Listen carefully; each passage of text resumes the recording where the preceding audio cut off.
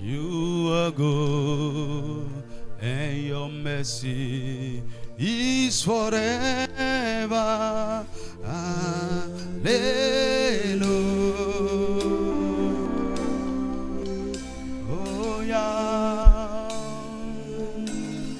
You are good, and your mercy is forever.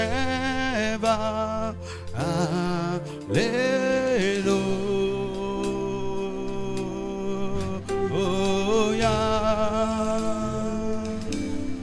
You are good, and your mercy is forever. Hallelujah.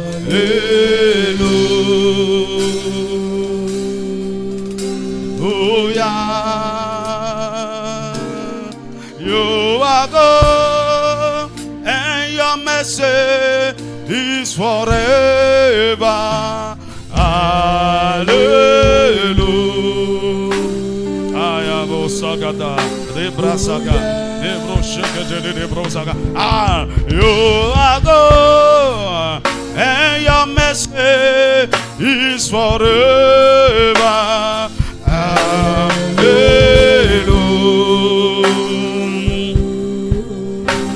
Oh yeah. Oh, you are good, and your mercy is forever. Hallelujah.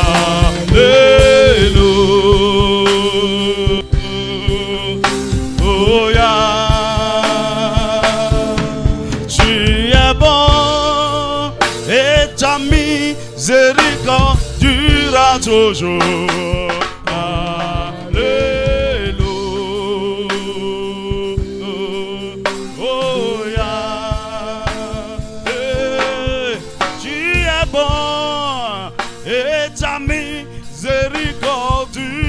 Toujours. Alléluia.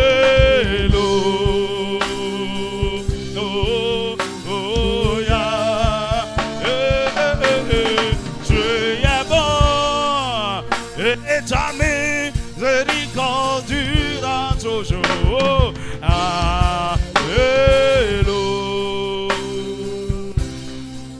Oh yeah. You are good, and your mercy is forever. Hallelujah.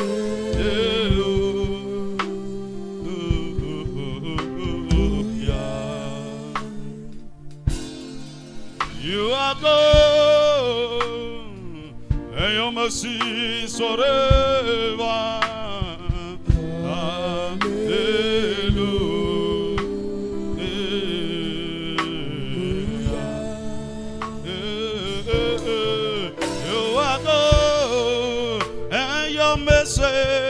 Is forever, forever. Hallelujah. Oh, oh yeah. Oh, you are good, and your mercy is forever. Hallelujah. Oh yeah. You are good, you are good. You are good, and your mercy is forever, is forever. Hallelujah. Oh, oh yeah. Ah, merci Seigneur. Merci Seigneur. Et ce que par ta grâce, nous allons y arriver.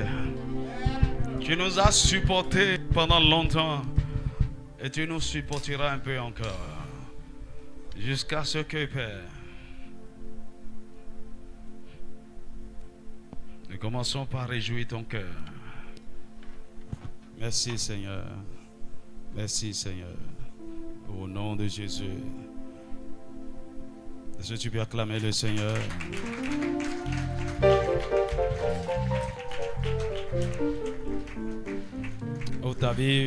Ouvre avec moi dans 1 Samuel. Nous allons partager un principe d'élévation.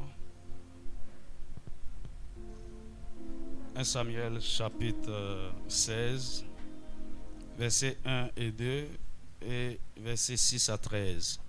Et puis nous allons lire Jérémie chapitre 17, versets 9 à 10. L'Éternel dit à Samuel: quand cesseras-tu de pleurer sur Saül? Je l'ai rejeté, afin qu'il ne règne plus sur Israël. Remplis ta corne d'huile et va, je t'enverrai chez Isaïe, Bethléemite, car j'ai vu parmi ses fils celui que je désire pour roi. Samuel dit: comment irai-je? Saul apprendra et il me tuera. Et l'Éternel dit: tu amèneras avec toi une génisse et tu diras: je viens pour offrir un sacrifice à l'Éternel. Verset 6. Lorsqu'il entrait, il se dit, en voyant Éliab: certainement, loin de l'Éternel est ici devant lui. Et l'Éternel dit à Samuel: ne prends point garde à son apparence et à la hauteur de sa taille, car je l'ai rejeté. L'Éternel ne considère pas ce que l'homme considère. L'homme regarde à ce qui frappe les yeux, mais l'Éternel regarde au cœur. Isaïe appela Abinadab et le fit passer devant Samuel. Et Samuel dit: l'Éternel n'a pas non plus choisi celui-ci. Isaïe fit passer Shammah. Et Samuel dit: l'Éternel n'a pas non plus choisi celui-ci. Isaïe fit passer 7 de ses fils devant Samuel. Et Samuel dit à Isaïe: l'Éternel n'a choisi aucun d'eux. Puis Samuel dit à Isaïe: sont cela tous tes fils? Et il répondit: il reste encore le plus jeune, mais il fait perdre les brebis. Alors Samuel dit à Isaïe: envoie le chercher, car nous ne nous placerons pas avant qu'il ne soit venu ici. Isaïe l'envoya chercher. Or il était blond, avec de beaux yeux et une belle figure. L'Éternel dit à Samuel: lève-toi, oins-le, car c'est lui. Samuel prit la corne d'huile et éloignit au milieu de ses frères. L'esprit de l'Éternel saisit David. À partir de ce jour et dans la suite, Samuel se leva et s'en alla à Rama. Jérémie chapitre 17, versets 9 et 10.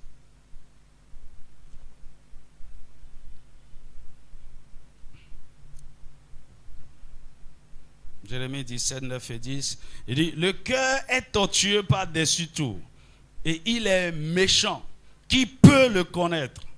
Moi, l'Éternel, j'éprouve le cœur, je sonde les reins, pour rendre à chacun selon ses voies, selon le fruit de ses œuvres. Pour rendre à chacun selon ses voies, selon le fruit de ses œuvres. Que Dieu bénisse sa parole. Amen. Dis-moi Amen. Seigneur, accorde-nous un esprit de sagesse et de révélation dans ta connaissance ce matin. Amen. Alors, depuis quelques semaines, nous sommes en train de parler des principes de l'élévation et de la promotion. Amen. Les principes de l'élévation et de la promotion. Et nous avons compris que c'est la nature de Dieu d'élever ses enfants. C'est la nature de Dieu de promouvoir. C'est la nature de Dieu de changer des conditions à quiconque le suit et le sert. C'est-à-dire quoi? Dieu ne vous laissera jamais tel que vous êtes venu à lui. Jamais. C'est-à-dire quoi? Il vous a pris dans une condition donnée. Vous êtes sauvés, c'est pour vous amener à la perfection. Il commence un travail de transformation sur vous. Mais dans tous les domaines de votre vie, il veut vous amener très loin. Spirituellement, il veut que vous soyez comme lui.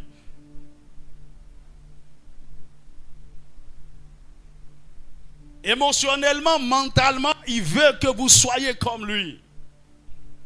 Et dans beaucoup d'autres choses, Il veut que vous partagiez ses attributs. Et c'est pourquoi, avec lui, c'est progrès sur progrès. C'est-à-dire quoi? Au fur et à mesure que nous poursuivons le but essentiel de la foi chrétienne. Le but essentiel de la foi chrétienne, c'est la transformation à l'image de Christ. Aussi longtemps que notre désir est de ressembler à Jésus et nous sommes en train de travailler, notre cœur est en train d'être transformé progressivement. Dans tous les aspects de notre vie, Dieu serait en train de nous élever. Dis-moi amen. Donc, le Seigneur nous a appelés pour le meilleur. Il ne nous laisse jamais comme il nous a trouvés. Alors, lorsque nous venons à lui, lui-même, à des moments donnés, il prend l'initiative. Comme il a dit à Josué, je vais commencer aujourd'hui. Donc, il y a un temps, il y a une saison, il y a un aujourd'hui pour chacun de nous. Aussi, nous sommes sensibles. Nous pouvons dire, c'est à partir de ce jour. C'est à partir de ce moment. C'est à partir de cette saison-là. J'ai commencé par progresser. Mais vous savez quoi? Le danger, c'est quoi? Quand on parle d'élévation, de promotion, les gens voient la chose seulement du point de vue du monde. C'est quoi? Promotion au travail. Augmentation de salaire. Mes affaires, mon ami, ça c'est la moindre des promotions que Dieu peut vous accorder. Aïe. J'ai été promu au boulot. Gloire à Dieu. Mon salaire a doublé. Gloire à Dieu. Mon ami, est-ce que ta foi a doublé? Est-ce que ton niveau de consécration à Dieu a doublé? Est-ce que ta crainte de Dieu a doublé? Est-ce que ta vie impacte plus?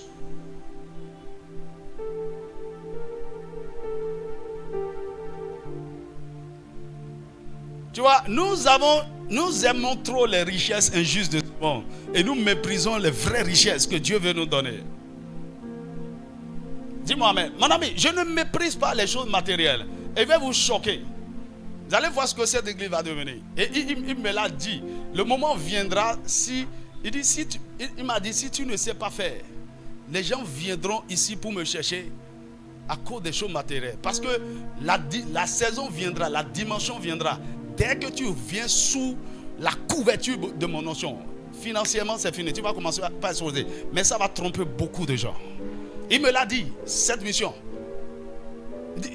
Écoutez, quand tu vas devenir milliardaire, il y a des choses qui se passent, ça ne m'étonne pas. C'est arrêté par Dieu. Ça fait partie de l'héritage de Dieu lorsqu'il m'a appelé. Ça fait partie du package. Mais c'est pas ça. Dieu soit loué pour les maisons, pour les voitures, pour les... Mon ami, c'est des choses éphémères.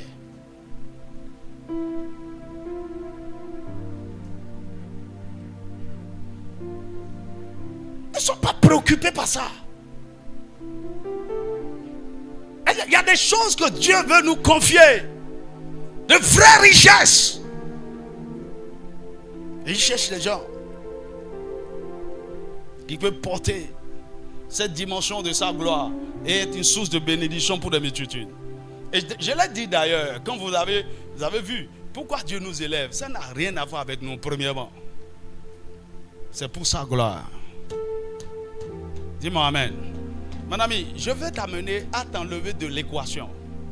Tu as été sauvé par lui et pour lui. Tu as été sauvé pour le servir, pour devenir son esclave. À la limite, à un point donné, tu n'auras plus de volonté ni d'ambition personnelle.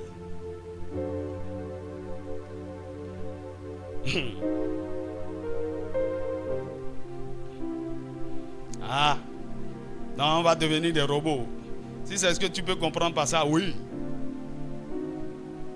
Téléguidé par le Saint-Esprit.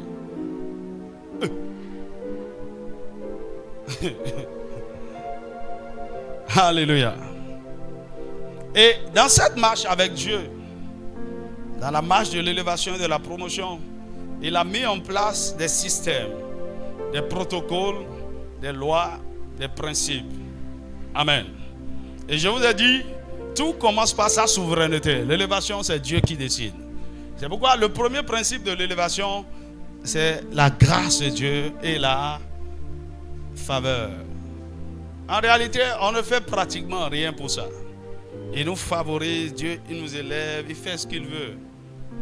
Non pas parce que nous méritons quelque chose. Et lorsque vous commencez avec Dieu, il commence toujours par là. Il vous montre sa grâce, sa faveur.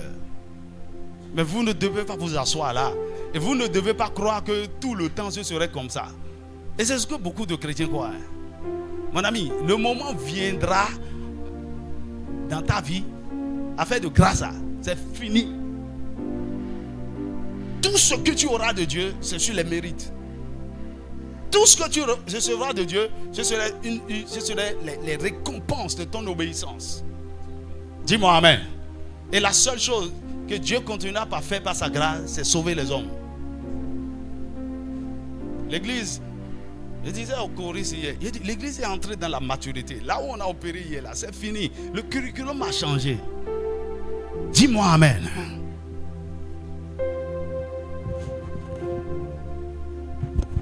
Viens à Jésus, tu auras Marie. Viens à Jésus. Les sorciers vont te fuir. Viens à Jésus, les problèmes. Mon ami, c'est des choses qui accompagnent la foi naturellement. Mais c'est pas ça, c'est pas de ça. Je te dis, viens à Jésus et viens souffrir un peu. Oh. Dis amen. Viens à Jésus et abandonne tes illusions, tes idées fausses et tout ça. Viens être un sacrifice.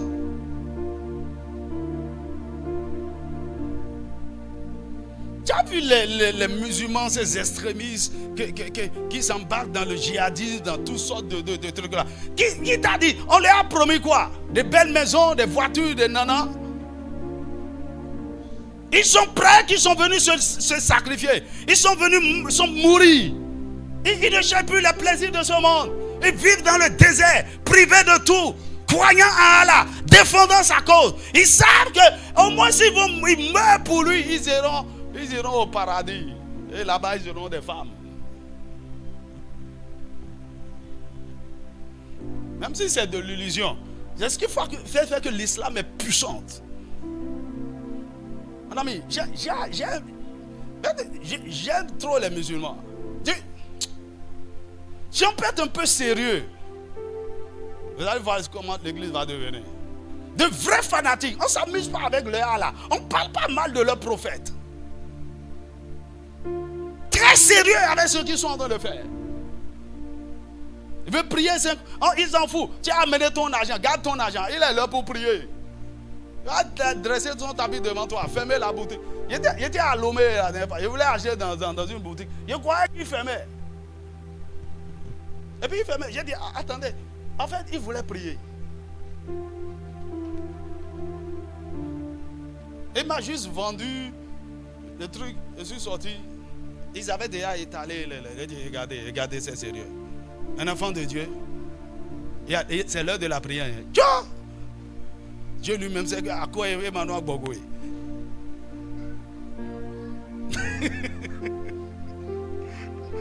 Il va vendre. Et il finit ça. Il dit, 19h45 go. À des dialyses, il dit, ça serait 20h30, 21h.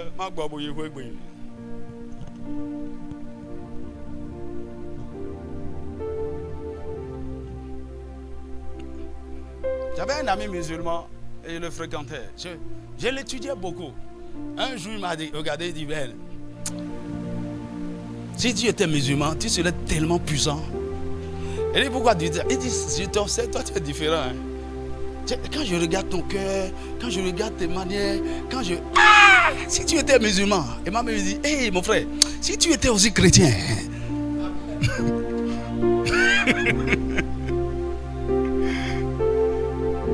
Un gars très sérieux. Il a une discipline de pureté, de femme ne le touche pas. Hein. Très strict. Et puis il vient, je dis, ben viens, on va prier. Il dit, prie. Et regarde, il fait sa chose.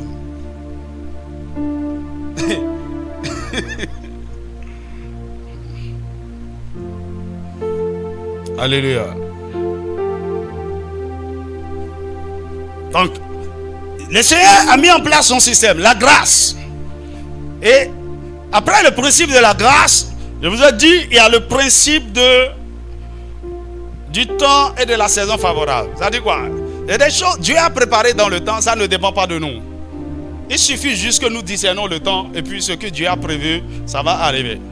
Et généralement, les temps favorables viennent au bout d'un processus où Dieu s'attend à ce que nous soyons prêts dans certaines dimensions afin de jouir de certaines choses. Donc le temps, la saison de l'élévation peut arriver et nous allons passer à côté pour deux choses.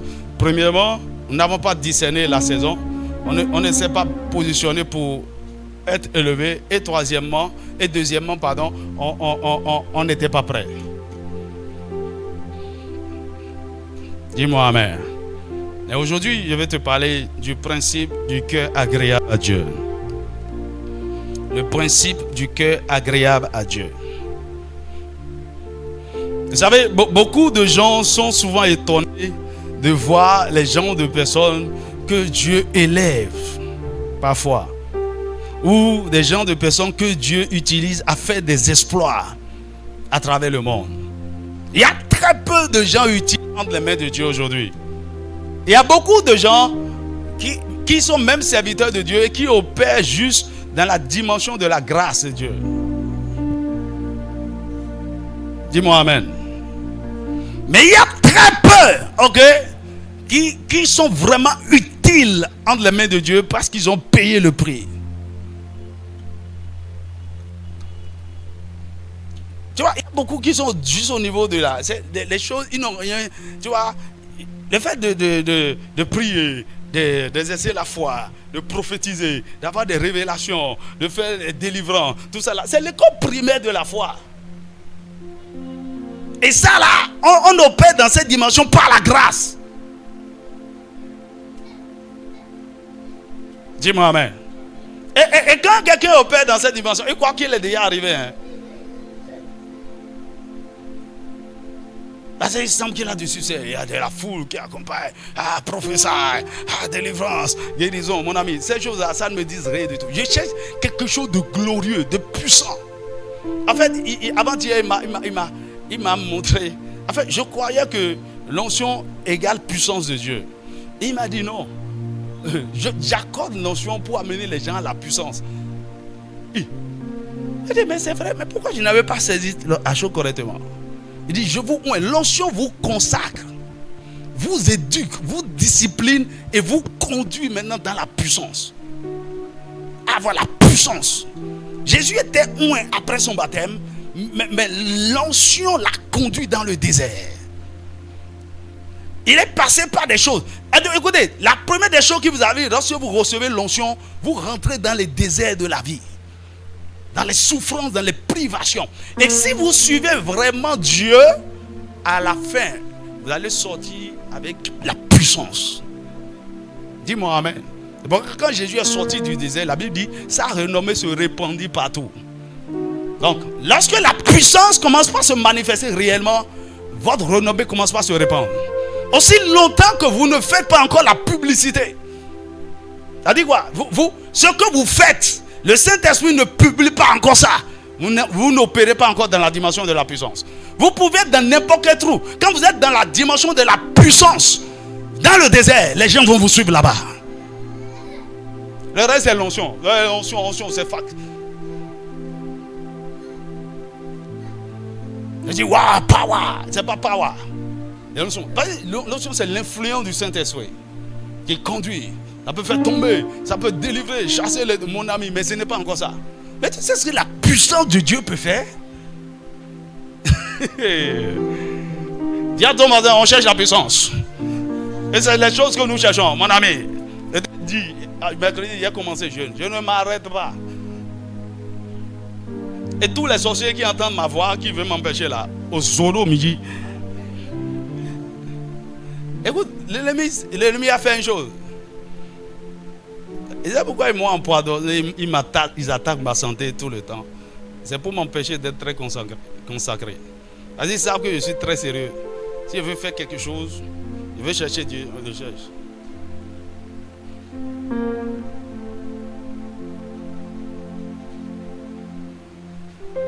Mon ami, cherche Dieu. Quand tu jeûnes juste pendant 3 jours de façon sérieuse, qu'est-ce que toi-même tu ressens? Ok? Maintenant, imagine, tu te prives de nourriture pendant 40 jours, 40 nuits, vraiment dans la consécration, déconnecté de tout. Écoute, il y a une dimension, je vais vous en parler, de chercher Dieu. Vous ne pouvez pas chercher Dieu aujourd'hui sans jeûner. Impossible. Dis-moi amen. Et Jésus l'a dit, hein, les gens, les pharisiens, les religieux demandaient à Jésus, mais pourquoi tes disciples ne jeûnent pas? Il dit, mais aussi longtemps que l'époux est avec son ami, l'ami n'a pas besoin de jeûner. Mais le temps viendra, parce que celui qu'on cherche là, il est avec eux. Il est dans la chair avec eux. Il dit, mais le temps viendra où l'époux leur sera enlevé, alors ils seront obligés de jeûner. Et qu'est-ce que le jeûne fait dans la recherche de Dieu? On va en parler après.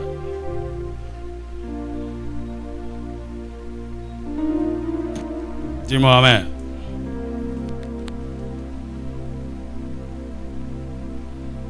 Alors donc, il y a un autre principe important. L'un des principes, je crois que au-delà de la grâce, ce qui amène les gens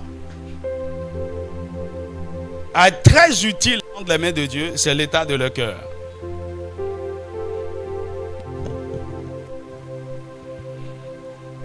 C'est vrai que Dieu, dans sa souveraineté, peut vous élever. Autant marqué, peut vous élever par sa grâce. Mais généralement, c'est l'état de notre cœur qui fait toute la différence. Dans le texte que nous avons lu, dans Jérémie 17, il dit: le cœur de l'homme est tortueux, méchant. Mais qu'est-ce que Dieu fait? Il dit: je sonde le cœur, j'examine. Ok? Et je rends à chacun selon ses œuvres. Autrement dit, pour mieux interpréter le texte, c'est là où vous êtes actuellement, c'est le fruit de votre cœur. C'est quoi? Vous êtes au niveau où est votre cœur. C'est-à-dire quoi? Les choses que vos cœurs ont produit, c'est ça que vous êtes en train de manger actuellement. Alléluia.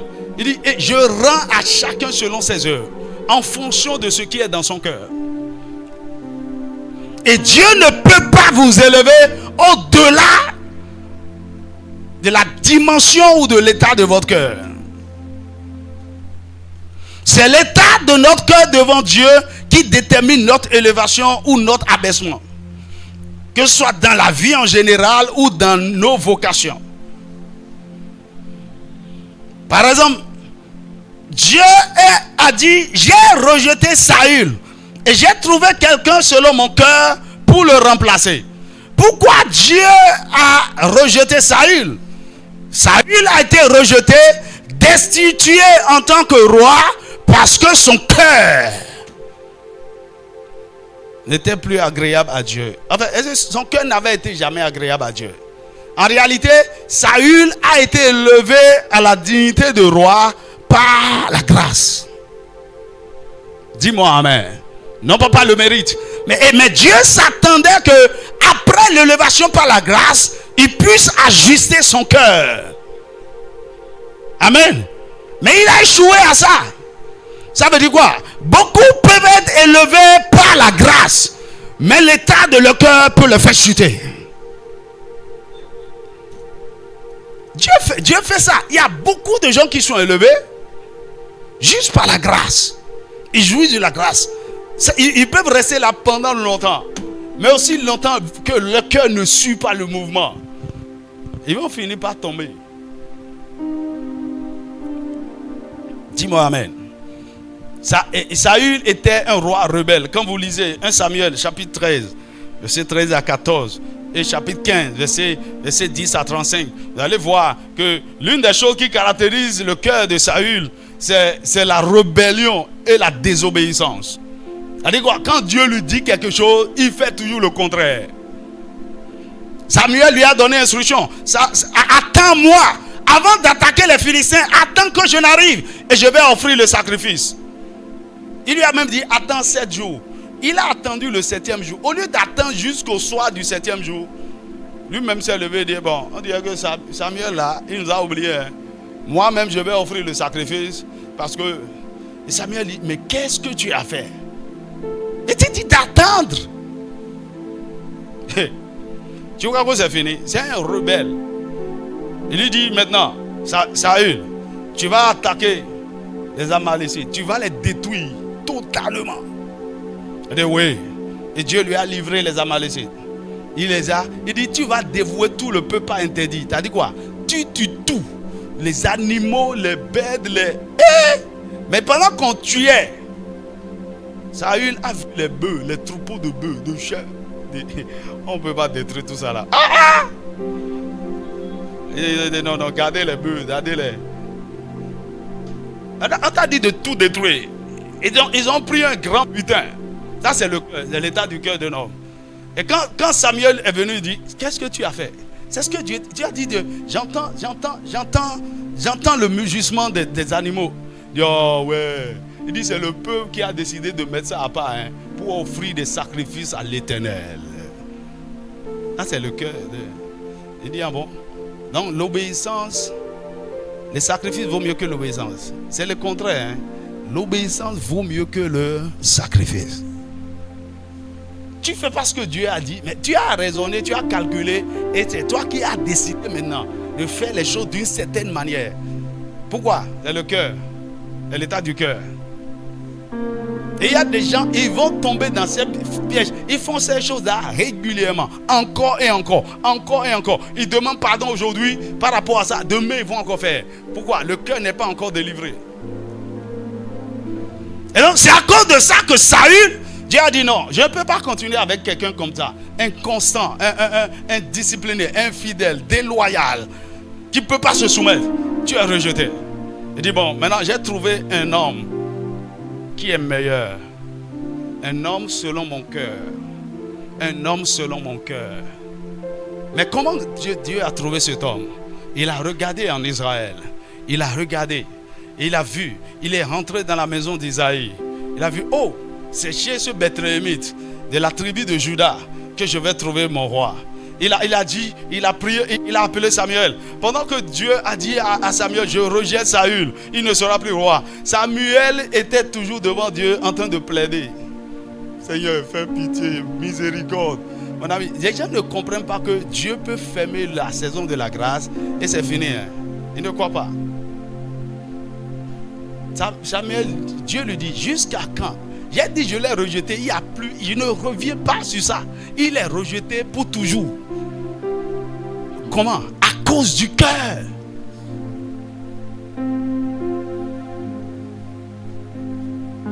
Je vais revenir sur ça. Comment le Dieu qui est amour peut rejeter les gens? Tu n'as rien vu. Hein? C'est les hommes qui t'ont rejeté et ça te fait mal. Attends que Dieu te rejette. Au moins quand les hommes te rejettent, tu peux te réfugier dans les bras de Dieu. Maintenant Dieu lui-même te rejette. Aïe. Il dit je l'ai rejeté. Je l'ai rejeté. En fait, je l'ai supporté jusqu'à... Maintenant c'est bon. C'est bon. C'est bon. Ma décision est prise. Il n'y a plus de miséricorde. Maintenant, va dans la maison d'Isaïe, Bethléem. J'ai vu parmi ses fils celui que je désire pour roi. Alors Samuel est parti. Et il vient. Dieu ne lui a pas dit c'était le dernier. Il ne lui a pas dit voici le nom du roi. Non, va. Et comme tout homme, Samuel voulait faire les choses selon l'homme.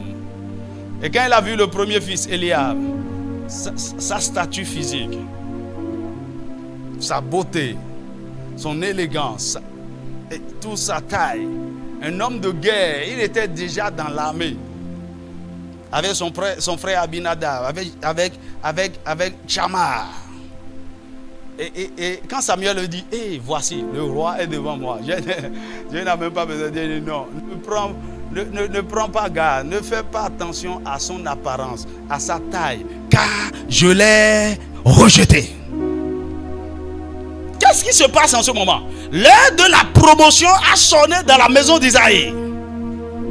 Tout le monde était candidat à la promotion. Mais Dieu est venu pour mettre en place la condition. C'est le cœur qui va faire la différence. Alors tous les 7 filles, les 7 fils d'Isaïe ont échoué. Et ce n'est que les 7 qui ont été présentés à Samuel. Samuel dit non, Dieu ne peut pas se tromper. Esaïe dit, c'est vraiment tous tes fils, hein? Ah non, il reste le dernier. Et pourquoi? Dans sa tête, quand on veut choisir roi, on peut voir dans les autres là. Mais David, non, quand même. D'abord, il est le plus petit, il n'a que 17 ans, c'est le plus petit, il est derrière les moutons. Comment? On veut choisir roi, Il dit, il reste le dernier. Donc, je n'ai pas trouvé le roi parmi ceux-ci. Allez chercher le dernier. Et ils ont envoyé chercher David. D'ailleurs, Samuel a dit, personne ne s'assoit, hein, personne ne bouge, personne ne va. On attend, tout le monde debout. On attend jusqu'à ce que... Et dès que David est apparu, j'ai dit, c'est lui. Ou un leurre. Hein? Comment? Le petit? Mon ami, les gens sont choqués, jaloux, blessés, déçus, toujours face au choix de Dieu. Toujours face à ce que Dieu élève dans une position de proéminence. Pourquoi? C'est Dieu qui fait ça. Et il le fait en fonction de l'état de leur cœur. Il ne le fait pas à cause de leur statut physique, à cause de leur beauté, à cause de leur élégance, à cause de leur diplôme, à cause de leur connexion, à cause de leur éloquence. Non, à cause de leur cœur. Écoute, si tu es ici et tu continues de t'appuyer sur ces choses-là, vraiment, il y a des jeunes filles ici, hein, la seule chose sur laquelle tu comptes pour te marier, c'est ta beauté. Tu vas faner comme ça.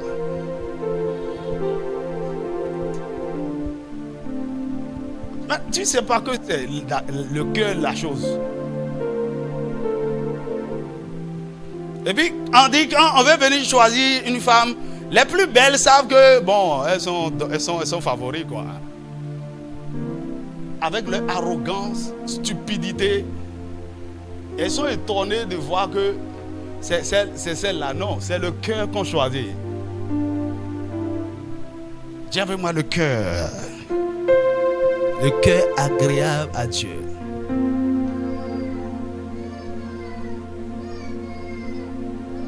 Donc, Dieu peut fermer les yeux sur vos diplômes, votre niveau d'éducation, vos handicaps, vos faiblesses, votre incapacité à parler bien. Et il va vous élever dans des dimensions extraordinaires parce que votre cœur lui est agréable. C'est tout.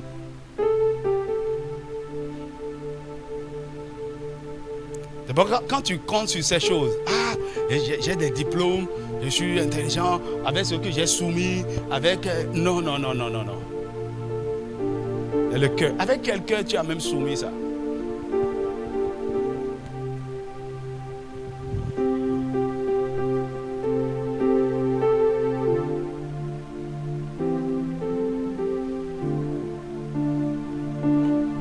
Le cœur. Le cœur.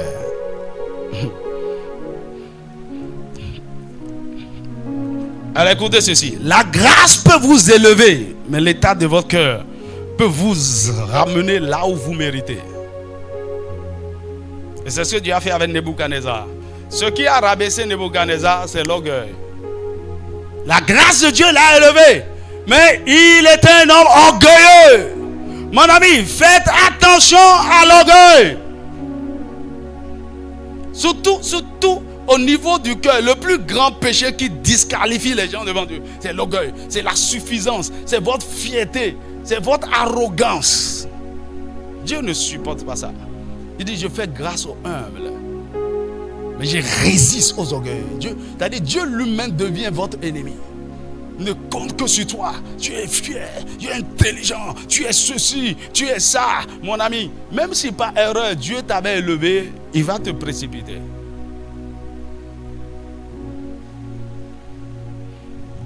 Dis-moi amen.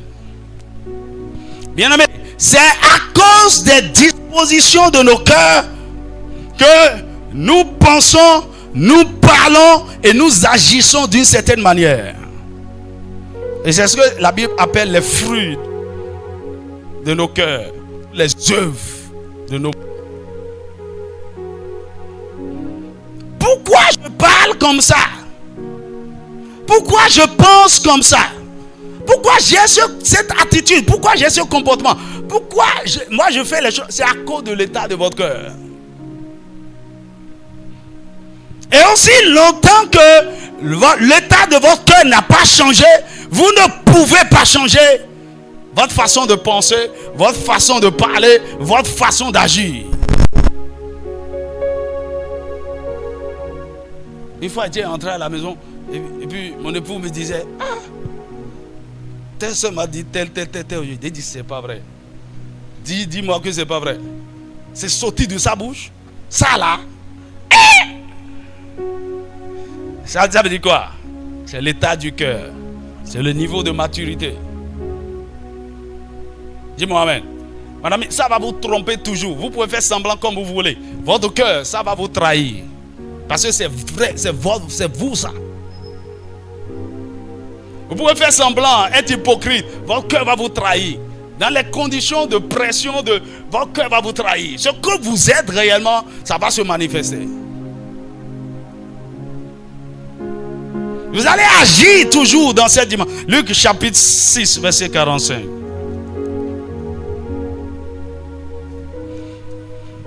Luc 6, 45. Il dit: l'homme bon tire de bonnes choses du bon trésor de son cœur, et le méchant tire de mauvaises choses de son mauvais trésor. Car c'est de l'abondance du cœur que la bouche parle. Ah, il est bon, il est bon. Mon ami, c'est l'état de son cœur qui se manifeste comme ça. Les mauvaises choses. Vous savez, même les péchés que nous commettons, ça vient du cœur. Matthieu chapitre 15. Verset 18 et 20. Il dit: mais ce qui sort de la bouche vient du cœur, et c'est ce qui souille l'homme, car c'est du cœur que viennent les mauvaises pensées. Ok? Les meurtres, les adultères, les débauches, les vols, les faux témoignages, les calomnies. Voilà les choses qui souillent l'homme. C'est du cœur. C'est du cœur.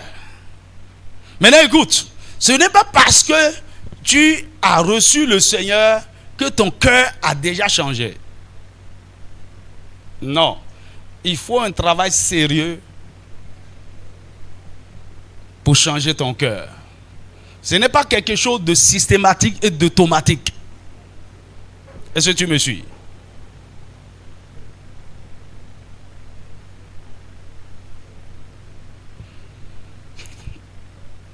À l'origine, comment se fait-il que même en dehors de Christ ou déjà dans le Seigneur, certains ont des cœurs agréables à Dieu et d'autres ont des cœurs désagréables à Dieu?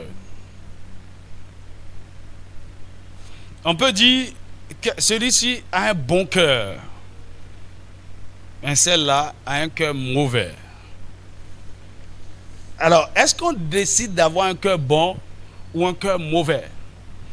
Je vais vous faire comprendre qu'avoir un cœur bon et un cœur mauvais est après tout, pas avant tout, après tout, une affaire de choix. Je vais revenir sur ça. Mais le cœur mauvais ou le cœur bon, en dehors de Christ, ça vient de quoi?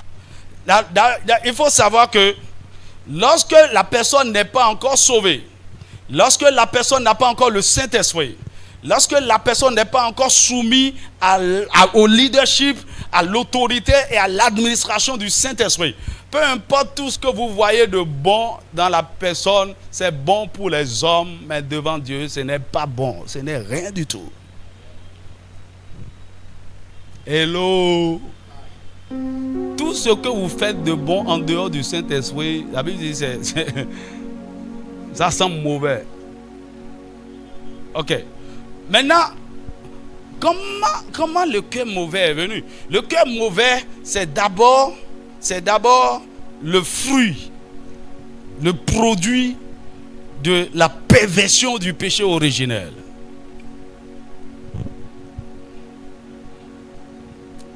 Genèse chapitre 6, verset 5. Dieu a vu que le cœur de l'homme ne se tournait que vers le mal. Il n'avait qu'envie de faire le mal. Et la Bible dit, et Dieu se repentit d'avoir créé l'homme. Pourquoi? À cause du péché originel, le cœur de l'homme est devenu mauvais. La semence du péché, le péché est la semence du mal. Le péché est la racine de toute corruption, de toute perversion dans l'homme. Donc, à cause de ça, à cause de ce mauvais héritage, notre cœur a été déjà corrompu. Mais ce n'est pas fini. Nous sommes nés avec ce cœur déjà corrompu dans une famille. Et nous avons reçu une certaine éducation. Nous avons vécu certaines choses. Nous avons eu une certaine expérience. On a été traumatisé et blessé par certaines choses. On a été offensé sans être guéri. Satan a utilisé sa ruse pour nous manipuler, pour nous séduire. Nous avons reçu aussi directement de nos pères un mauvais héritage. Et du coup, donc, il y a tous ces éléments-là qui façonnent le cœur. Et notre cœur prend une forme. C'est pourquoi vous allez voir que même dans une même famille, les gens qui sont nés d'une même famille, même père, même mère, ayant grandi dans le même environnement, à la fin, ils partagent certaines choses en commun en matière de disposition de cœur. Mais vous allez les voir différents sur certains aspects. Pourquoi? Même si nous avons reçu les mêmes éducations, nous avons grandi dans les mêmes environnements, nous n'avons pas forcément vécu les mêmes choses. Dis-moi amen. Maintenant, ce qui est intéressant, ce qui est terrible dans ça, c'est qu'à un moment donné, à cause de la connaissance ou de la compréhension que vous avez de certaines choses, vous pouvez faire certains choix.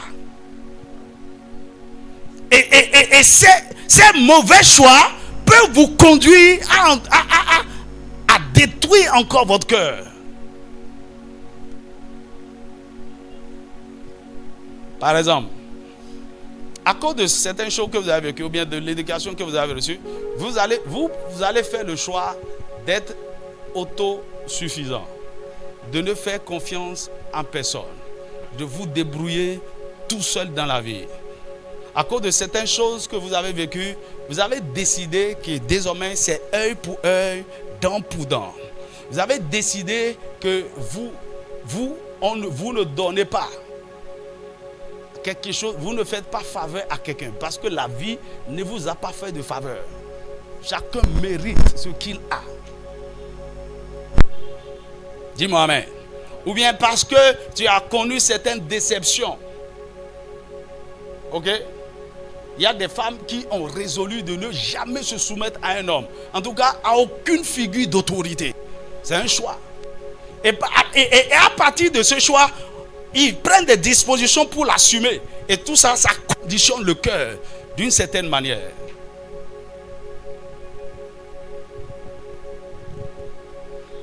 Maintenant, quand tout ça est comme ça, et c'est pourquoi nous avons toutes sortes de cœurs.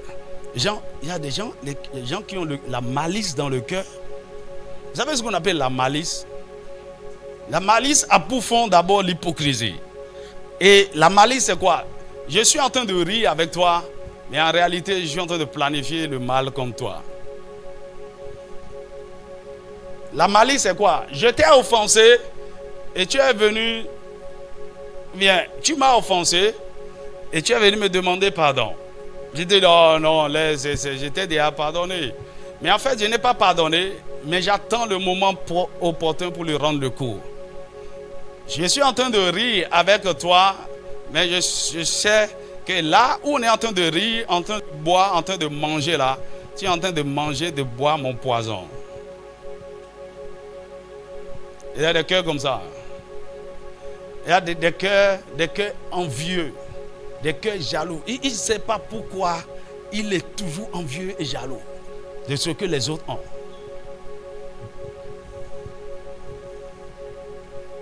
Mais pourquoi j'ai cette tendance à ne pas être vrai? Je mens inutilement. Je mens pour rien. Un état de cœur. C'est quoi cette affaire de vol? Je n'ai pas besoin. Pourquoi j'ai volé ça? Un état de cœur.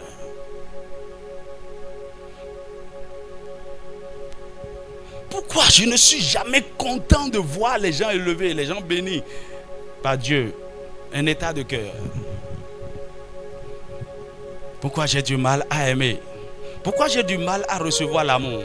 Pourquoi je ne fais confiance à personne? Un état de cœur. Et tout ça, ça a été conditionné par tous les éléments que j'ai cités tout à l'heure. Maintenant, je suis venu au Seigneur comme ça. Pourquoi je ne change pas?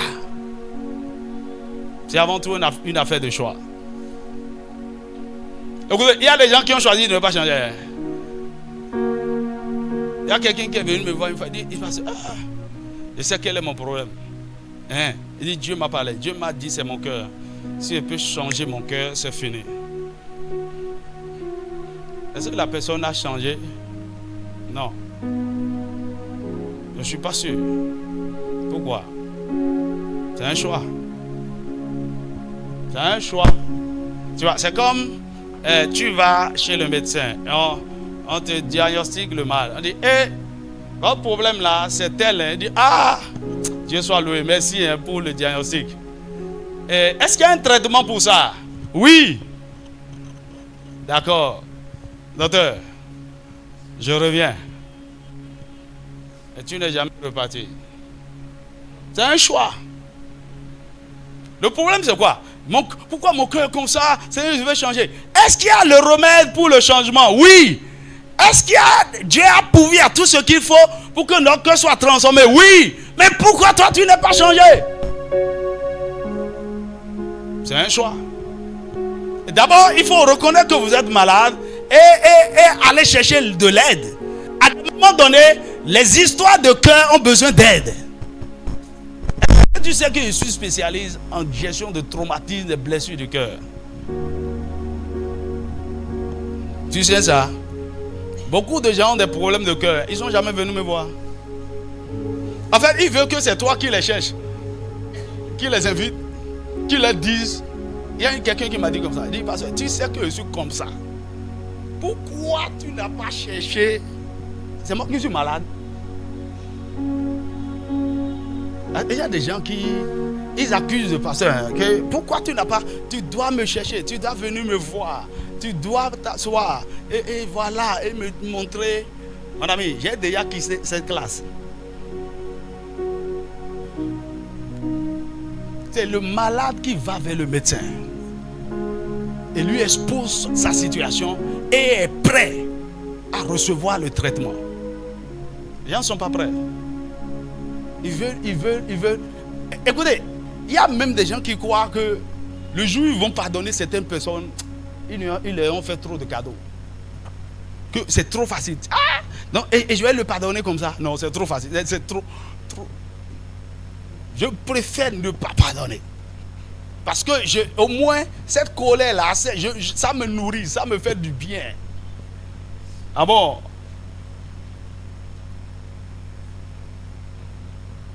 Pourquoi? Est-ce que tu sais que tu ne devrais plus être là?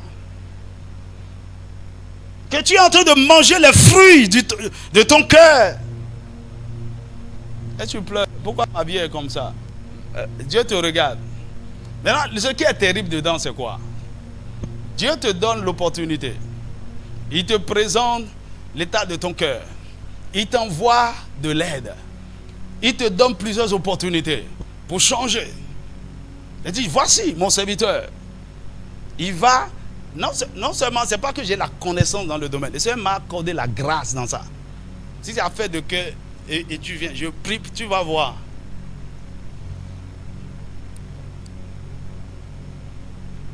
Maintenant, tu as tout ça et tu ne fais rien par rapport à ça.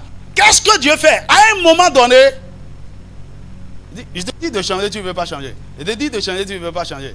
Tu ne veux pas changer, non. Tu ne veux pas changer, non. Tu ne veux pas, tu veux pas. Tu veux pas, je veux pas. Tu veux pas, je veux pas. Ah, ok. Le moment viendra, Dieu va te rejeter. Mon ami, Dieu rejette. Sa présence va se retirer de toi. Tu vas te retrouver seul. Tu vas te débrouiller seul. Tu vas faire face à la vie seul. Même étant à l'église, même étant chrétien. Dieu ne sera plus jamais associé à quoi que ce soit te concernant. Les gens ne croient pas que Dieu fait ça. Pourquoi Dieu ôte l'opportunité de servir? C'est-à-dire quoi? Il t'a appelé pour faire telle chose, il peut t'enlever, te remplacer par quelqu'un d'autre. Pourquoi il te remplace? Et il ne s'attend pas à ce que tu reviennes là.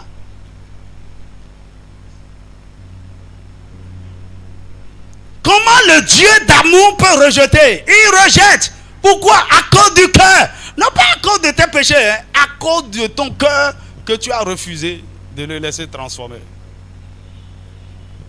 Il dit, je ne mets pas dehors celui qui vient à moi. Hein, c'est, oui, le pécheur.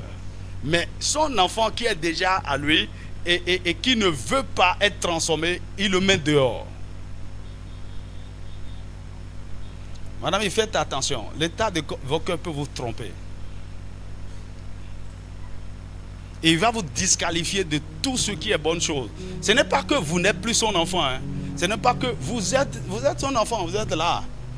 Mais Dieu ne fera plus rien de sérieux avec vous. C'est fini. Ce n'est pas que vous irez en enfer. Hein. Ah, du moins, si vous restez en tout cas fidèle comme ça.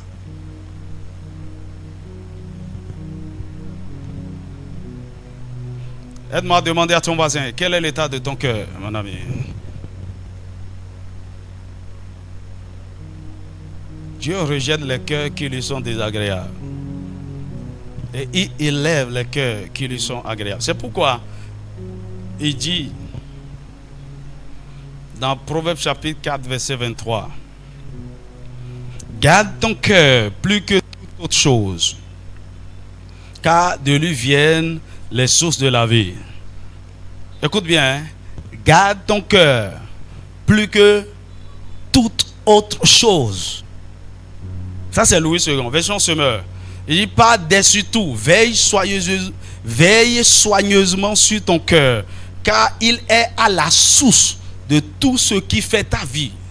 Il est à la source de tout ce qui fait ta vie. Version français courant. Il dit avant tout, prends garde à ce que tu penses au fond de toi-même, car ta vie en dépend. Version d'Abi. Il dit garde ton cœur plus que tout ce que l'on garde. Garde ton cœur plus que tout ce que l'on garde. Qu'est-ce que les gens gardent? Ce qui est précieux. Tu gardes ta maison. Tu gardes tes bijoux. Il y a des choses précieuses que tu as. Tu as des codes forts pour garder ton argent. Dieu dit garde ton cœur plus que toutes ces choses. Tout ce que l'on garde. Tout ce sur quoi on paye de l'argent pour mettre des gardiens. Version matin. Il dit garde ton cœur de tout ce dont il faut se garder. Car de lui procèdent les sources de la vie. Alors qu'est-ce que ça veut dire? Premièrement, votre cœur est le plus grand trésor que vous avez. Ton cœur, c'est le plus grand trésor. Selon l'évaluation de Dieu, la plus grande richesse que vous avez sur cette terre, c'est le cœur, votre cœur. Alors, pourquoi Dieu demande de le garder? Votre cœur. Dieu s'intéresse à ça, mais il y a aussi d'autres personnes qui s'intéressent. Il y a Satan s'intéresse à ça. Les voleurs s'intéressent à ça. Pourquoi il demande de garder? Les gens veulent voler ton cœur, les gens veulent détruire ton cœur. Satan veut avoir ton cœur. Satan veut détruire ton cœur.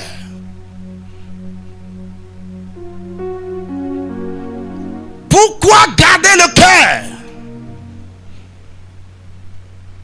Parce que tout ce que nous sommes, la qualité de vie que nous avons, la qualité de vie que nous aurons, ce que nous pouvons accomplir, ce que nous pouvons avoir de la vie, ce que nous pouvons réaliser, jusqu'où nous pouvons aller, dépend de notre cœur. C'est le plus grand trésor. Garde ça. Garde ça. Mon ami, mais pourquoi? D'ailleurs, quand tu vois notre cœur physique, c'est exactement à l'image de notre cœur spirituel. Notre cœur physique, il ne parle pas de ce qui est dans ta poitrine là.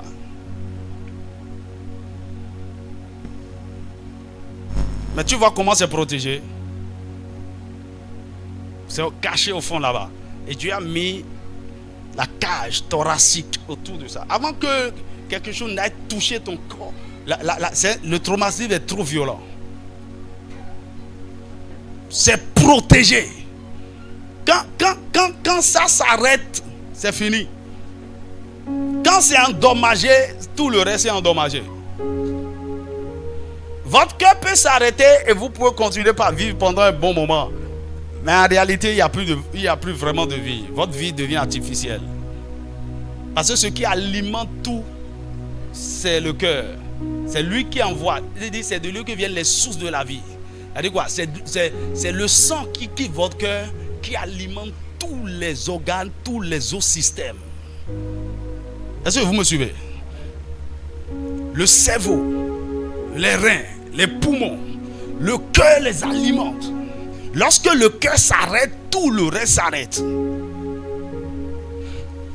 Donc, les sources, la source qui alimente tout votre corps, votre système, c'est votre cœur. De la même manière, sur le plan spirituel, la chose qui alimente tout ce qui vous concerne, c'est votre cœur spirituel.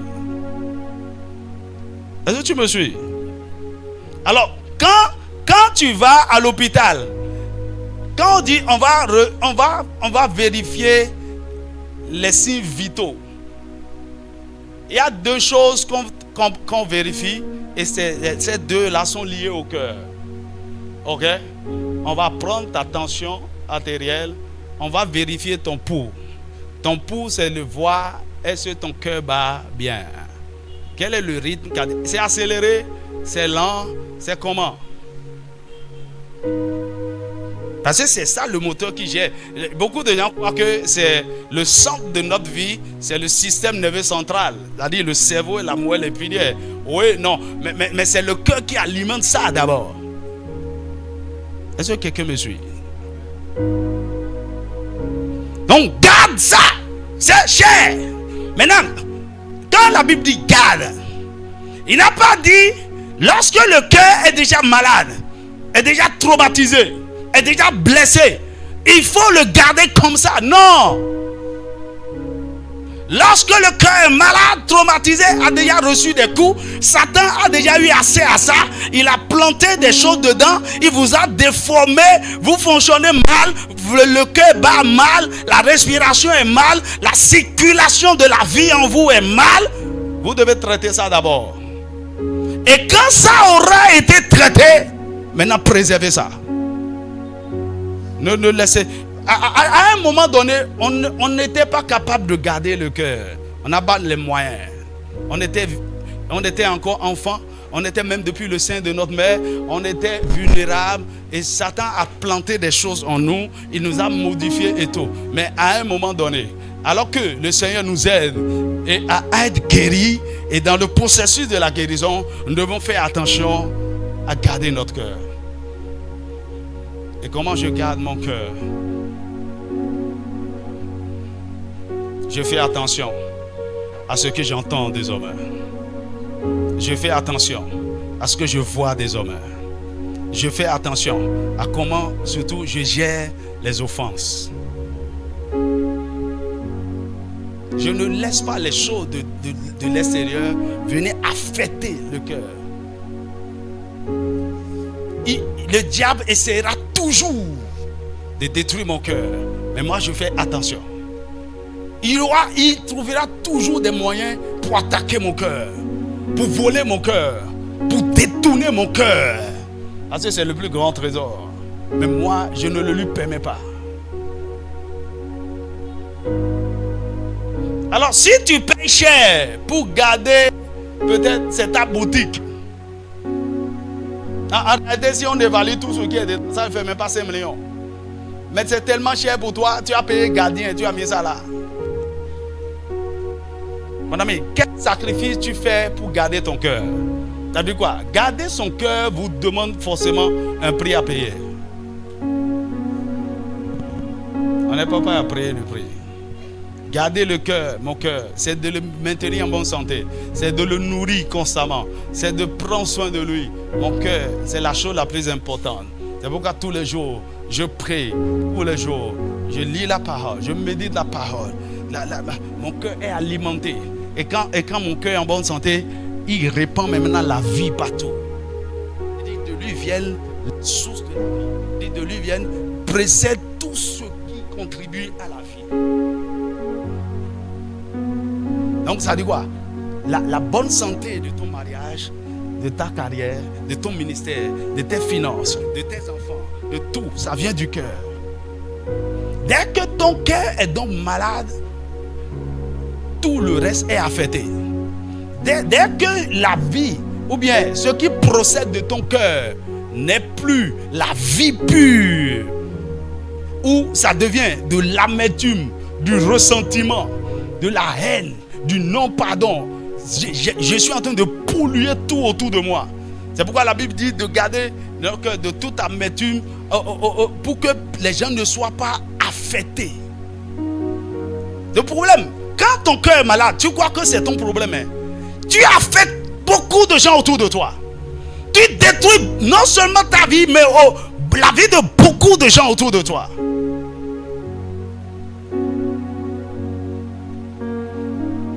Et tu me suis.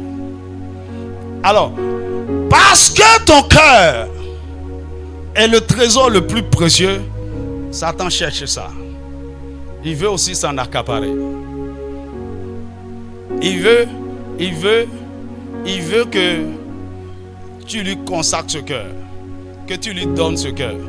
Par exemple, quand les gens cherchent du pouvoir, de l'influence, de la richesse chez Satan, Satan les conduit dans les alliances pour qu'ils livrent volontairement leur cœur à Satan. C'est ce qu'ils ont de plus cher. Ça vaut plus que tout ce que Satan peut leur offrir en retour. Et il dit non, je signe. Il va à l'argent, non? Et il prend l'argent et il donne à Satan ce qu'il a de plus cher. C'est pourquoi Dieu lui-même, c'est lui qui t'a créé, hein? Mais il est aussi derrière toi en cherchant aussi ton cœur. Parce que quoi? Il t'a créé avec la liberté de le lui donner ou non. Et c'est là où la chose devient intéressante. C'est là où Dieu honore et récompense ceux qui lui ont livré réellement le cœur. Parce qu'il ne s'accapare pas de ça parce qu'il est tout puissant. Non. C'est pourquoi la Bible il dit dans Proverbe chapitre 23 verset 26, il dit mon fils, donne-moi ton cœur. Tu as déjà lu ça? Proverbe 23 verset 26. Mon fils, donne-moi ton cœur et que tes yeux se plaisent dans mes voies. Autrement dit, Dieu est en train de dire, mon fils, ce que tu as de plus cher que je désire, que tu peux me donner, c'est ton cœur. Est-ce que tu veux me le donner? Qu'est-ce que ça veut dire? Par exemple, si je te dis, donne-moi ton cœur. Ton frère, si est malade, son cœur est endommagé et il n'y a plus rien à faire. On veut le maintenir en vie, mais c'est juste par transplantation cardiaque. Est-ce que tu es prêt à donner ton cœur à ton frère? Lorsque tu lui donnes ton cœur, tu meurs. C'est-à-dire quoi? Tu lui as donné ta vie. Amen. Ok, toute personne ne fabrique le cœur quelque part. Lorsque tu apprends qu'il y a transplantation cardiaque, il y a un donneur. Et celui qui a donné n'a plus de vie. Ok? En Europe, vous avez la possibilité, si vous mourrez par accident par exemple, on peut demander à votre famille si on peut récupérer rapidement votre cœur. Ou bien vous, si la maladie qui est en train de vous tuer n'affecte pas votre cœur, vous pouvez décider de vendre votre cœur. Quelqu'un en aura besoin. Ok, maintenant, quand Dieu te dit, mon fils, donne-moi ton cœur, qu'est-ce qu'il est en train de dire? Donne-moi ta vie. Il est en train de dire, meurs.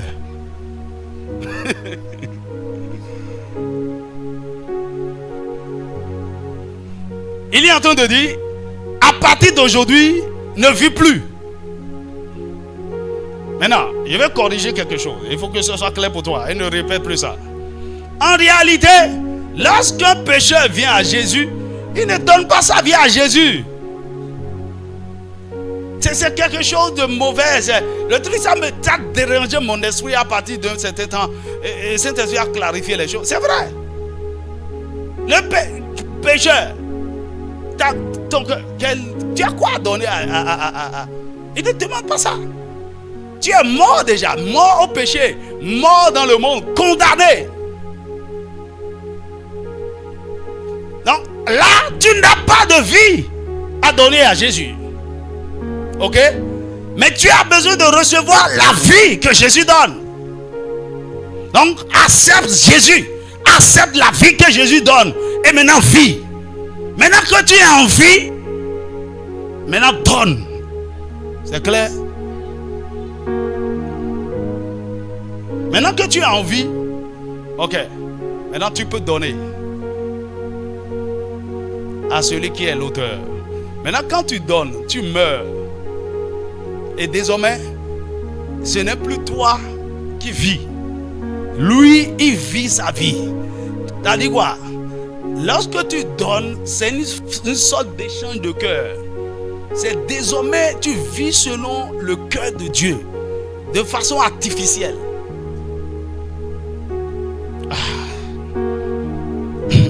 C'est comme si tu ne vis plus. Ok? Tu as déjà donné ton cœur. Tu l'as perdu. Maintenant, tu es connecté à Dieu par des tuyaux. Et ça, c'est le Saint-Esprit. Et tu vis ta vie désormais à travers lui. Et Paul dit, Galates chapitre 2, verset 20, ce n'est plus moi qui vis. J'ai déjà donné mon cœur à Jésus.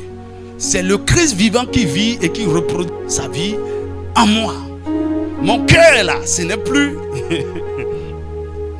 Dis-moi amen. Alors, quand Jésus dit, le Seigneur dit, donne-moi ton cœur, il nous appelle à une consécration totale ou à un dévouement total à sa personne et à son royaume. Donner son cœur à Dieu, c'est mourir, c'est se soumettre, se soumettre à la seigneurie de Jésus. C'est-à-dire quoi? Soumettre toute notre affection, nos désirs, notre volonté, nos pensées, nos ambitions, nos rêves. C'est comme si nous ne vivons plus. C'est vivre désormais pour le plaisir de Dieu. Et faire sa volonté avec engagement, loyauté, sacrifice. C'est accepter que notre vie ne compte plus. C'est vivre désormais par la vie artificielle, c'est une façon de parler, que le Saint-Esprit nous donne. Nous-mêmes, nous sommes morts. C'est mourir à soi, mourir à ses ambitions, mourir à tes désirs. Celui qui donne sa vie à Jésus n'a plus de vie, n'a plus de rêve, n'a plus d'ambition, n'a plus de projet, n'a plus de volonté, n'a plus de moi, je veux faire. Non. Tu l'as déjà donné. C'est-à-dire, tu disparais et on ne voit que Jésus. Et vous savez quoi? C'est la meilleure vie que vous pouvez vivre.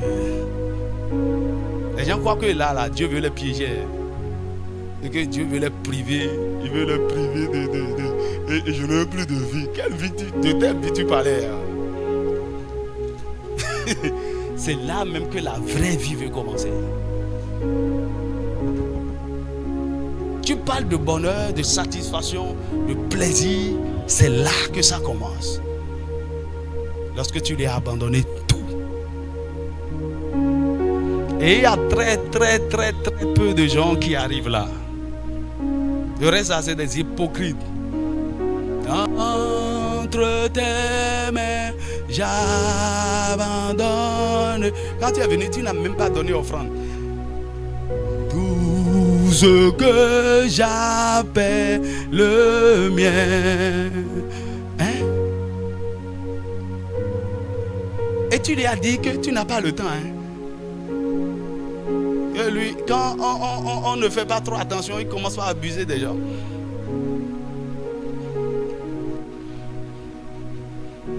Et tu chantes pour pleurer, tu pleures encore. Oui, prends tout, Seigneur. Menteur. Arrêtez la comédie là.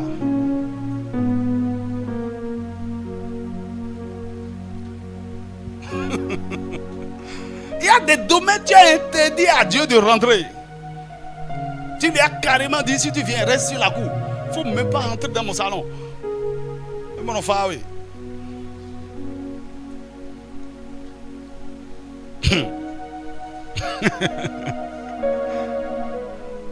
Mon ami, l'église tout entière, nous avons fait comédie pendant longtemps. C'est pourquoi nous sommes là où nous sommes.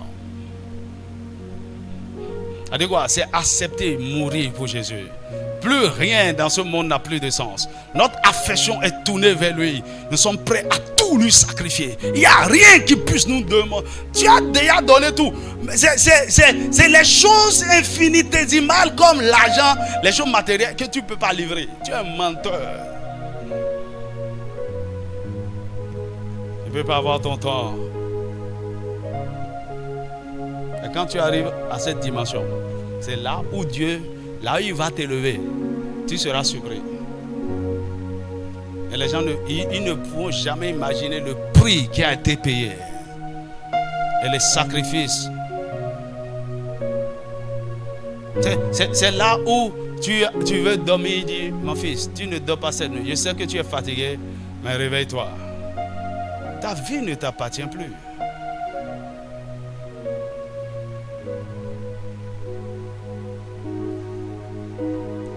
L'argent que tu as mis de côté pour construire ta maison là, j'ai besoin de ça. Oui, Seigneur. Souviens-toi, en lui donnant ta vie, tu lui as dit désormais, tu es le Seigneur de ma vie. Ça dit quoi? Le propriétaire de tout.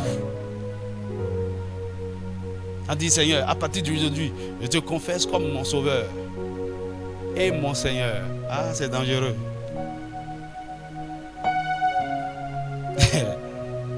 Tu sais ce qu'on appelle le Seigneur? Celui qui a le droit de vie et de mort sur nous, qui décide désormais de tout ce qui nous concerne. C'est pourquoi il dit, vous êtes des menteurs. Si vous m'appelez Seigneur, Seigneur, et vous ne faites pas tout ce que je vous demande. Je suis Seigneur. Si je suis Seigneur, je dois être Seigneur de tout. Mon ami, c'est ça la vie chrétienne.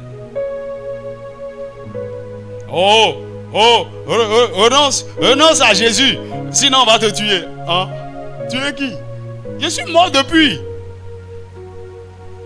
Je vais vous dire une vérité. La plupart de ceux qui ont été décapités, de ceux qui ont été brûlés sur le bûcher, en réalité, à peine ils ont goûté à cette douleur, à cette atrocité que vous voyez. Ils sont morts depuis. Et tout ce qui se passe lorsque vous êtes déjà mort, ce n'est plus vous qui vivez ça. Vous vivez tout à travers le Saint-Esprit.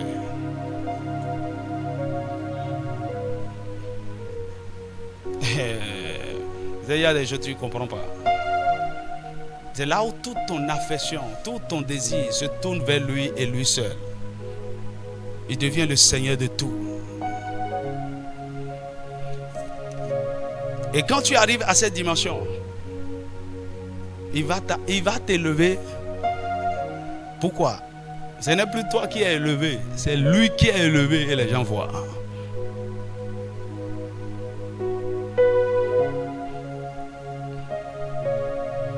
Et les gens vont voir toi, hein, quelle est cette gloire? Est-ce que quelqu'un peut être aussi... Mon ami, quand je disais, Seigneur, souviens-toi, hein, tu m'as dit, tu vas me secouer comme un trophée au-dessus des ailes. Je t'attends. Et il m'a expliqué ces choses. C'est la mort. C'est ton cadavre, je vais élever. Alléluia. Est-ce que tu es prêt à lui donner tout? D'abord, à le laisser transformer ton cœur. À le laisser changer. Normalement, c'est quand ton cœur est transformé et arrivé à un niveau de perfection, de pureté, agréable. Dis Seigneur, maintenant prends. Mais, il fait aussi quelque chose. Il ne veut pas que tu changes tout d'abord. Est-ce que tu peux lui donner ton cœur gâté là? Que toi-même tu ne peux pas. Si on te donne, tu vas refuser. Donne-lui ça. Et il va réparer ça et l'utiliser pour sa gloire. Dis-moi Amen. Dis-moi Amen. Ce que vous devez savoir, peu importe quel est l'état de votre cœur actuel, c'est que votre cœur peut être guéri. Votre cœur, Ésaïe 61, verset 11, verset 1. Votre cœur peut être changé et transformé. Ézéchiel 36, verset 25 à 27. Votre cœur peut grandir dans les voies de Dieu.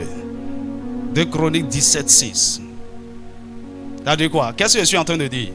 Tout le monde peut développer le cœur selon Dieu. Ça veut dire quoi? Arriver à un point, Dieu peut, en parlant de vous, dire voici l'homme selon mon cœur. Ce n'est plus une affaire de David. Tout le monde peut devenir l'homme selon le cœur de Dieu. Dis-moi Amen. Et je finis par ceci. Quel est le type de cœur que Dieu agrée?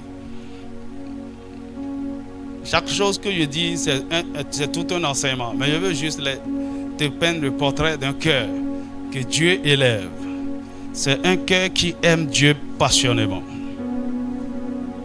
Deuxièmement, c'est un cœur qui aime Dieu passionnément. Deuxièmement, c'est un cœur entièrement dévoué et consacré à Dieu. Entièrement dévoué et consacré à Dieu. C'est un cœur qui aime la présence de Dieu. C'est un cœur adorateur. Alors tout ça là, je le tire de la vie de David. C'est un cœur humble. C'est un cœur qui honore Dieu. C'est un cœur pur. C'est un cœur vrai, honnête et sincère. Un cœur vrai, honnête et sincère. Un cœur rempli de foi, de joie et de paix. On va croire que tout ce que je suis en train de dire là, c'est quelque chose d'extraordinaire. Ton cœur peut avoir cette forme-là. Un cœur rempli de foi, de joie et de paix. Un cœur dirigé par le Saint-Esprit. Un cœur soumis et obéissant. Un cœur soumis et obéissant. Un cœur fidèle et loyal. Un cœur fidèle et loyal. Un cœur qui pardonne promptement. Un cœur qui pardonne promptement. Un cœur qui se répand promptement. Allez quoi?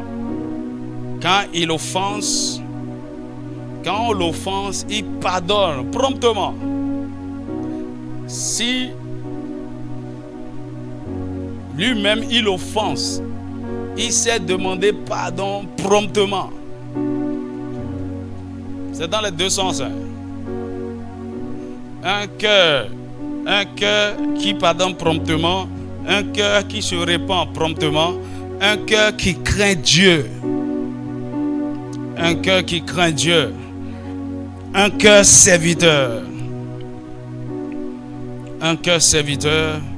Et enfin, un cœur qui cherche le bien des autres.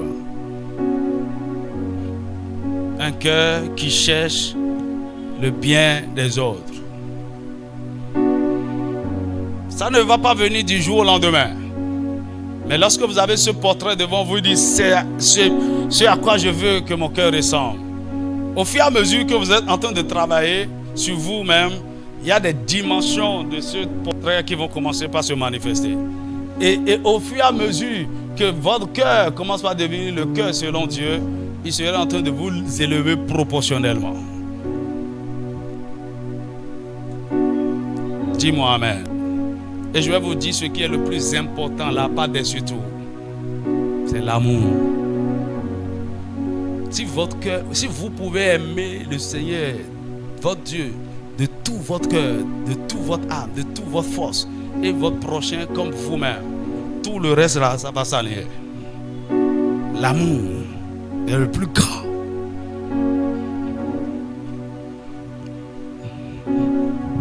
Oh, incline ta tête là où tu es. Alors que nous apprécions le Seigneur. Nebro si katara brache que te de bro sakata. Nebro si que te de brache katara da brache que te de. Nebra si que te de broche katara da brache que te. Nebra sakata da brache que te de bo. Nebro si katara da brache que te de. Seigneur, nous te disons merci. Seigneur, nous t'honorons, nous t'apprécions. Seigneur, merci katara da brache que te de brosi kata. Nebra si que te de brache katara da bakata. Masse que te de brache que te de brache que te de ba. Mashakata da brache que te de brasi que te. Ibrara brache que te de brosi kata kata. Dis merci au Seigneur. Dis-lui merci. Dis-lui merci. Dis-lui merci.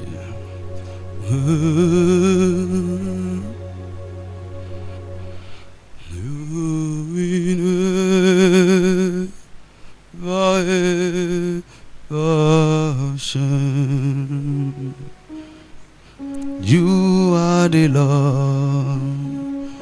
You remain the same. You will ever change. You are the Lord. You remain the same. You will ever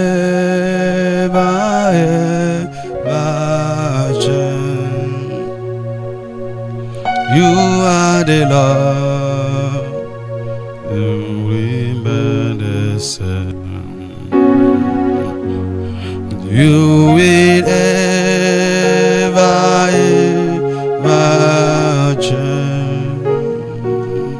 You are the Lord. You remain the same. You will never ever change. You are the Lord. You remain the same. You will never ever change.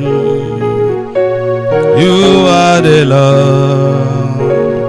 You remain the same. Seigneur, toi tu ne changes jamais. Mais c'est toi qui changes les choses. Tu changes les cœurs, tu changes les vies. Notre désir de te ressembler. Nous voulons être l'homme selon ton cœur. Est-ce que tu peux parler à Dieu? Seigneur, mon désir est d'être comme David pour toi. Dans ma génération. L'homme selon ton cœur. L'homme selon ton cœur. Seigneur, guéris mon cœur. Seigneur, change mon cœur. Je suis prêt à être changé. Je suis prêt à être transformé. Je suis prêt à être guéri. Je suis prêt à recevoir ton traitement.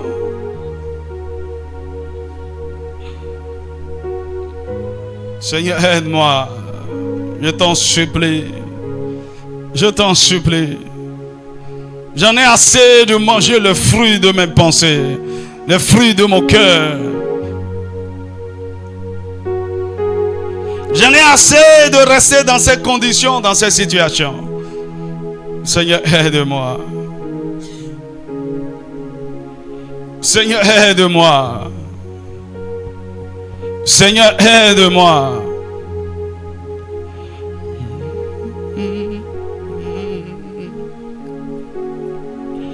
Je te donne tout mon cœur.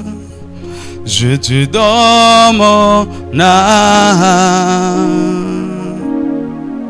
Je vis que pour toi seul. Ton saut de vie est là. Chaque fois que je me lève,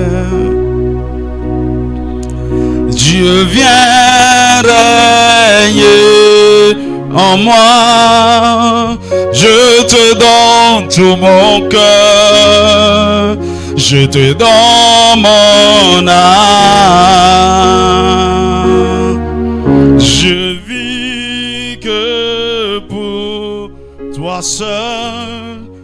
Ton souffle de vie est là. Chaque fois que je me lève, Dieu vient régner en moi. Je te donne tout mon cœur. Je te donne mon âme. Je vis que pour toi seul. Mon souffle de vie est là. Chaque fois que je me lève, Dieu vient régner en moi.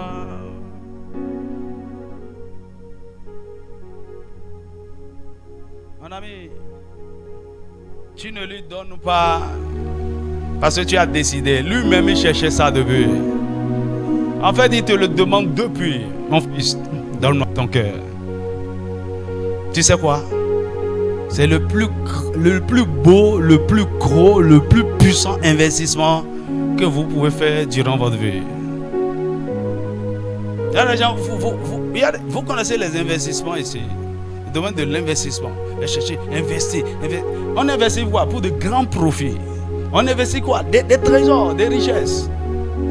Écoute-moi bien. Les plus grands trésors que tu as à investir pour des bénéfices, non seulement sur cette terre, mais des bénéfices éternels. C'est ton cœur. Et je te dis, tu ne vas pas seulement en jouer. Les enfants de tes enfants vont en jouer. De génération en génération.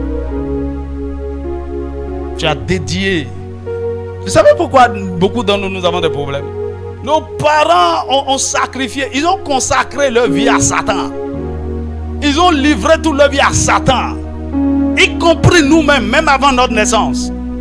C'est pourquoi il y a des réclamations terribles sur nos vies. Il y a des alliances générationnelles, des malédictions. Mon ami, faisons quelque chose pour introduire les enfants de nos enfants dans une bénédiction générationnelle.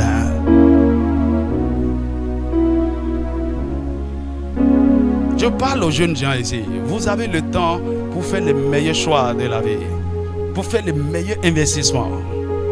Si vous êtes ici, vous n'avez pas encore 25 ans, gloire à Dieu. Profitez de ce moment. Ne vous amusez pas. Faites ce qui est sérieux avec votre vie, avec Dieu. Vous n'allez pas regretter. Faites de bons choix. Cherchez Dieu. C'est le moment de chercher Dieu. C'est le moment de le connaître. Et il faut beaucoup de temps pour le connaître.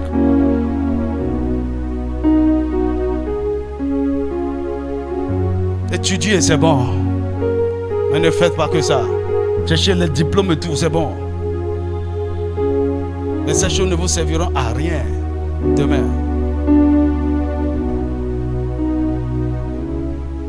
Il est temps de chercher Dieu. Et si vous le cherchez, vous allez le trouver. Bien-aimés, changeons l'image de l'Église. Changeons la chrétienté dans cette nation.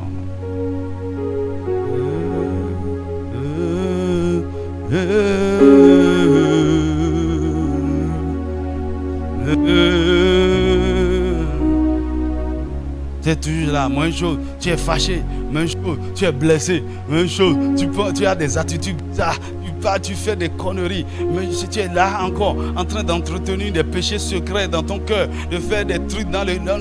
Arrête ça, arrête ça.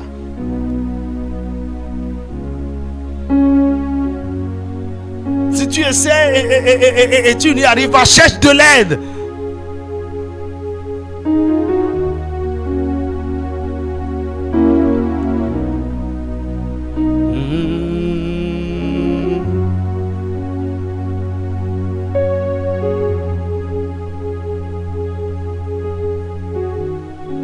Oh Seigneur, nous abandonnons tout. Nous abandonnons tout.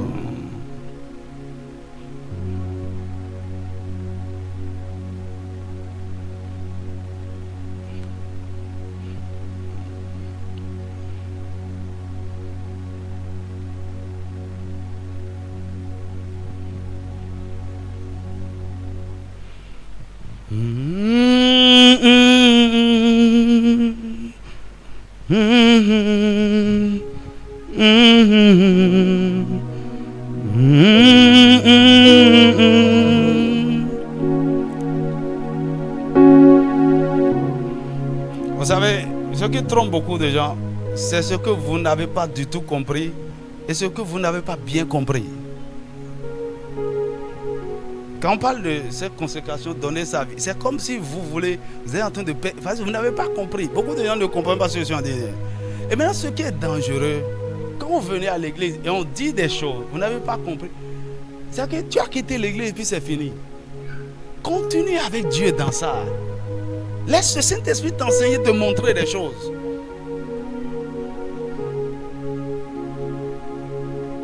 Si j'étais toi cette semaine, j'allais chercher un livre qui parle de chercher Dieu. Au-delà de ce qu'on va t'enseigner ici.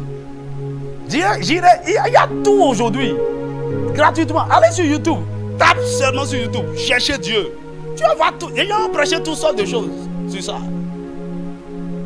Mais ce n'est pas de ça que je cherche. Je ne regarde pas sur YouTube. Je ne fais pas de copie-coller. C'est ce que je reçois de Dieu. Mais tu auras une certaine idée de ce que la chose.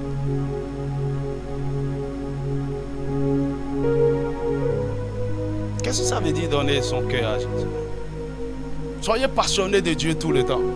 Cherchez-le, cherchez-le. Lisez, lisez, fouillez, fouillez, fouillez. Il n'y a personne pour me montrer certaines choses, mais je sais que je dois payer le prix. Je dois poursuivre la connaissance. Je n'ai personne pour me... Je dois aller chercher, je dois aller lire les livres. Je dois aller n'importe où. Tout ce que ça coûte, je dois payer comme prix. Et aller.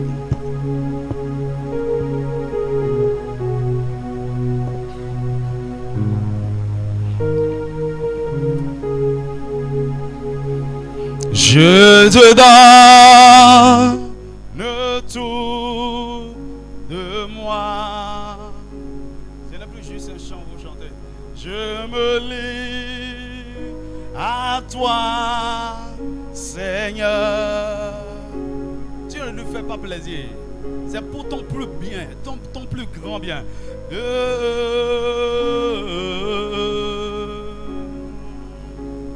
Je me lie à toi, Seigneur. Je me donne, je te donne tout de moi. Je me lie à toi, Seigneur. Je te donne tout de moi. Je me lie à toi, Seigneur, sans rien retenir, sans rien retenir, sans rien retenir, sans rien retenir, je me lève totalement.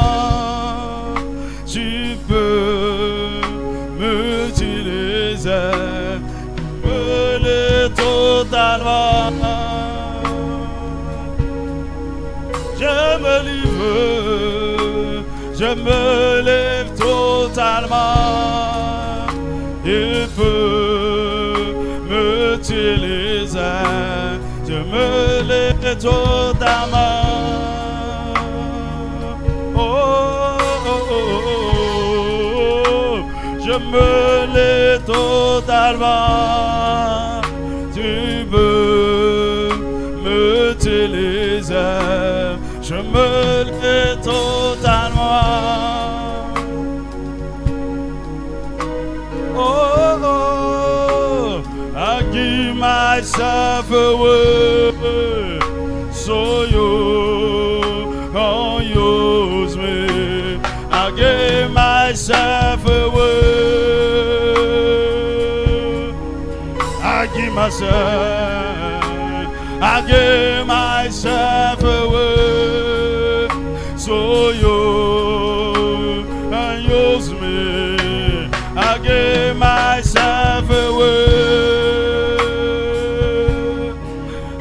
give myself away, I give myself away, so you can use me.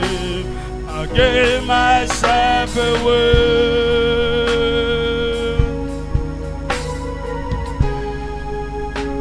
Je me lève totalement. Je peux m'utiliser. Je me livre totalement.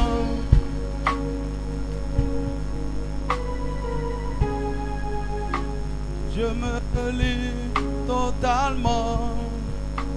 Tu peux m'utiliser.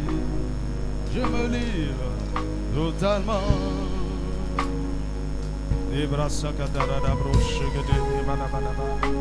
Je me lis totalement. Oh, oh, oh, oh, oh, oh, oh, oh, oh, oh. Marabo shakadanaba, ibo sakadarabanaba. Oh, oh, oh, oh, oh.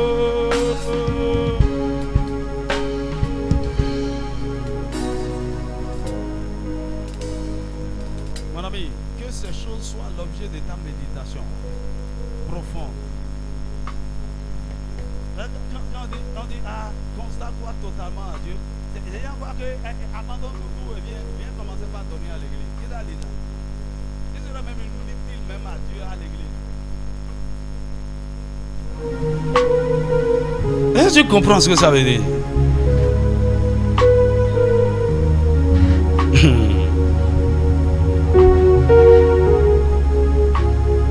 Que le Saint-Esprit t'aide.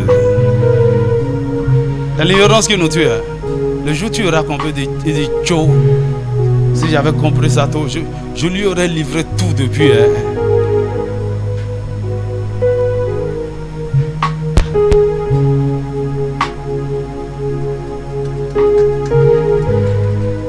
C'est là où il te donne des choses. Mon ami, quand j'ai livré ma vie à Jésus, en octobre 2009, je lui ai tout donné. Octobre 2009, je sais quand. Et j'ai appelé des amis à témoin. Voici, je veux prendre un engagement. Il ne s'agit plus de moi. Mon ami, je ne pensais même plus mariage. Je savais que, en fait, c'est pour ne pas me décevoir. J'ai déjà mis dans ma tête, bon, il faut oublier affaire de mariage. Parce que là. Je cherchais pas l'argent, comment je vais devenir ceci. Ma vie est une vie de sacrifice. Je fais de moi ce que tu veux. Je m'en fous. Oh, lui là, il a arrêté toutes ces choses pour ça. Si tu ne sais pas, il va te forcer pour te donner à son temps. te préoccupe, vous ne comprenez pas comment Dieu fonctionne.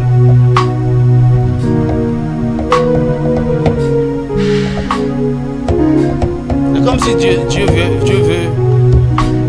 veut abuser de vous, il veut vous, faut laisser. Oh,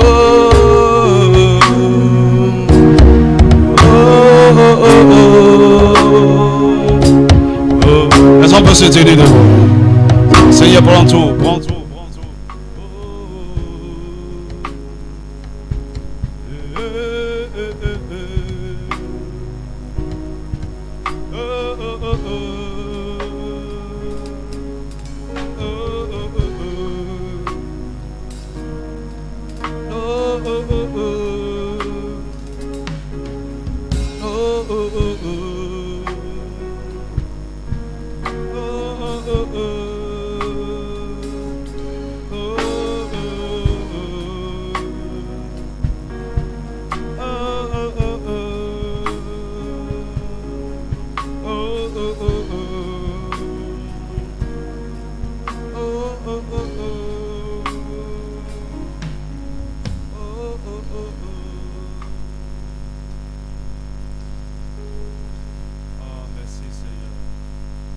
Seigneur, est-ce que tu peux acclamer ton nom?